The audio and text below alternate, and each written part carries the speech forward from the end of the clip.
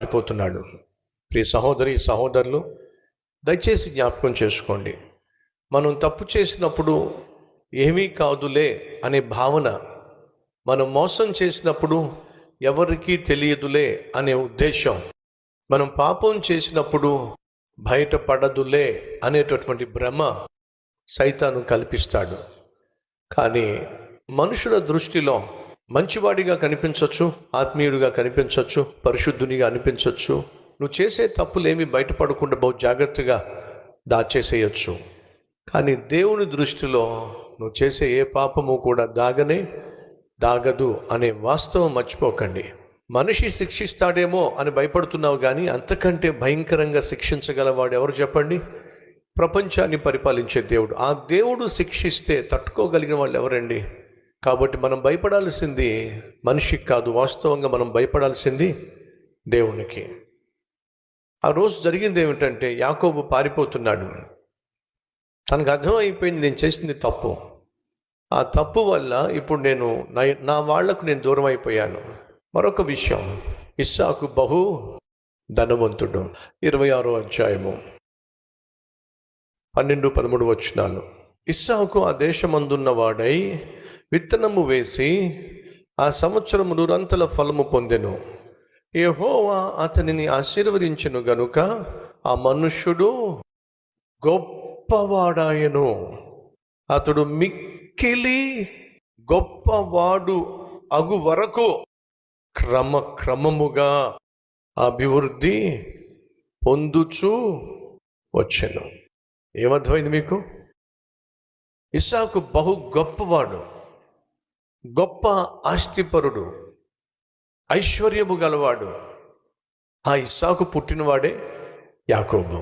అర్థం చేసుకోండి, యాకోబు ఓ ధనవంతుని కుమారుడు. యాకోబు జీవితంలో ఏ లోటు లేదు, అన్నీ అనుభవించిన వాడే, భోగభాగ్యములను పొందుకున్నవాడే. కానీ చేసిన తప్పు వల్ల ఇప్పుడు ఒంటరి కావాల్సి వచ్చింది. సహోదరి సహోదరుడా, ఈరోజు మన మధ్య ఎవరైనా ఉన్నారా? నేను చేసిన తప్పు వల్ల అందరికీ దూరం అయిపోయాను, నేను చేసిన పాపం వల్ల అందరినీ పోగొట్టుకున్నాను, నేను చేసిన మోసం బయటపడింది కాబట్టి నన్ను ఉద్యోగం నుంచి తీసేశారు, నా తప్పే, నా తప్పటి అడుగే, నా తప్పుడు నిర్ణయమే ఈరోజు నన్ను ఒంటరిని చేసేసింది, ఏకాకిని చేసింది. ఒకప్పుడు అన్నీ ఉన్నాయి, అందరూ ఉన్నారు, కానీ ఈరోజు అందరినీ పోగొట్టుకున్నా, అన్నీ పోగొట్టుకున్నా, అనాథగా మిగిలిపోయా. నాలాంటి వాడిని దేవుడు కనికరిస్తాడా? తప్పుడు తడకగా మిగిలిపోయిన నన్ను దేవుడు దర్శించి దీవిస్తాడా అనే ప్రశ్న మీరు వేస్తున్నట్లయితే జవాబు యాకోబే ఇస్తున్నాడు. తప్పు చేశాడు, తరమబడుతున్నాడు, పారిపోతున్నాడు. కానీ యాకోబుకు అర్థమైంది ఏమిటంటే, ఎక్కడికి వెళ్ళాలి? ప్రాణాలు గుప్పెట్లో పెట్టుకొని మరణ భయంతో పారిపోతున్నాను, ఎక్కడికి వెళ్ళాలి? నా భవిష్యత్తు ఏం కాబోతుంది? నా జీవితం ఎక్కడికి చేరబోతుంది? ఎన్నెన్నో ప్రశ్నలు. ఈరోజు మన మధ్య ఎవరైనా ఉన్నారా?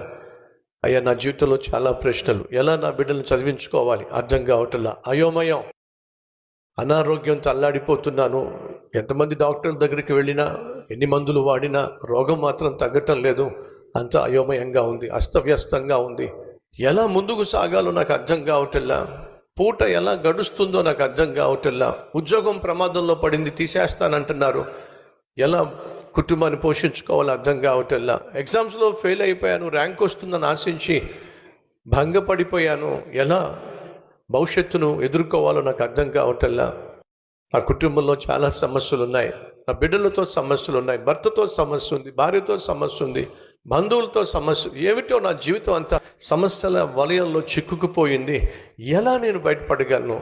ఎలా మంచి భవిష్యత్తు నేను చూడగలను అనే ప్రశ్న నువ్వు కలిగి ఉన్నట్లయితే, ఈ ప్రశ్నలు ఆల్మోస్ట్ యాకోబు కూడా ఉన్నాయి. నా భవిష్యత్తు ఏమిటి? అగోచరం.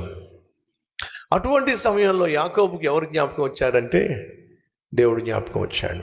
ఎవరు దర్శించారయ్యా అంటే, దేవుడు యాకోబును దర్శించాడు. నా ప్రియ సహోదరుడా సహోదరి, నువ్వు ఎంత దుర్మార్గుడివైనా, ఎంతగా దేవునికి దూరంగా వెళ్ళిపోయే ప్రయత్నం చేస్తున్నా, నీకు ఒక శుభవార్త.